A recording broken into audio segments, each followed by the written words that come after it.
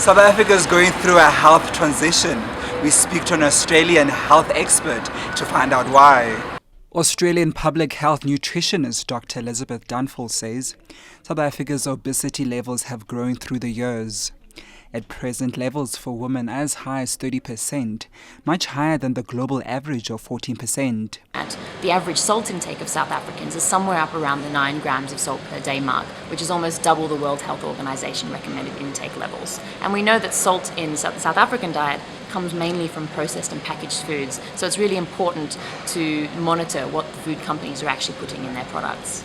From the outset, and from what I've learned here, culture has a big part to play in the increasing obesity levels over the past decade, with bigger being, I guess, an indication of someone's wealth. And I think we've really got to try to shift that, because there's obviously been a tipping point here, and the obesity levels are now not, or heart disease is now, and obesity are now a disease of the wealthy, and we need to stop that. And in Western countries, certainly, we find the same thing, but we're actually finding that it's the poorer people who are gaining weight, and I would hate to see South Africa go down the path of having both the poor and the wealthy overweight.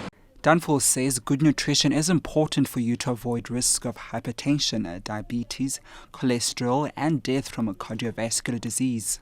Type 2 diabetes is also increasing globally, and of course very strong links with that in obesity. So the more obese a population, the more at risk the population is of type 2 diabetes. And the health costs of this in 20 years' time are going to be unsustainable. And if I take salt reduction again as an example and bring a good news story to the picture, last year South Africa was actually the very first country in the world to set salt reduction targets for packaged foods. And so the whole world is going to be watching South Africa over the next few years to see if this can actually work. And the aim here was that the government wants to halve the salt intake of the population here in South Africa by half by 2020. The World Health Organization food guidelines includes eating a variety of whole foods, low-fat dairy and fiber products daily, and reducing intake of processed food. Reduce the added sugar intake, your added salt intake, and your saturated fat intake. But when it comes to specific nutrients, they also have guidelines for the population levels, and globally the target is 5 grams per day of salt. And if you take sugar, sugar is actually an interesting one.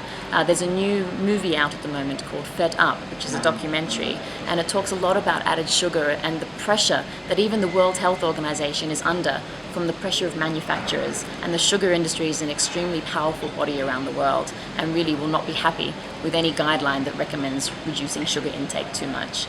What we're trying to do is actually make those staple foods that you may eat, such as bread, which is a huge staple here in South Africa and is the #1 contributor to salt intake.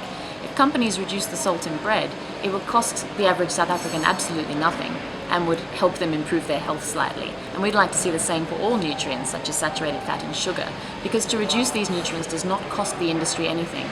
What it does cost them is taste. The Australian nutritionist supports the Banting diet on an individual level, but not on a population level. So the Banting diet, the interesting thing to me is 2 months ago when I visited South Africa, every young male between the ages of 25 and 40, when they found out I was a nutritionist, asked me about the Tim Noakes diet, the Banting diet. And I had never heard of this diet at that stage. And what's interesting to me is that this diet is extremely popular in South Africa, which I've learned, but is not popular in any other country at the moment. And so, of course, I went and did my research about it. And this is not the first time a diet like this has come into the media spotlight and has come into popularity. And we talk a lot about popular diets. They come in and out over the years, depending on the media at that point in time.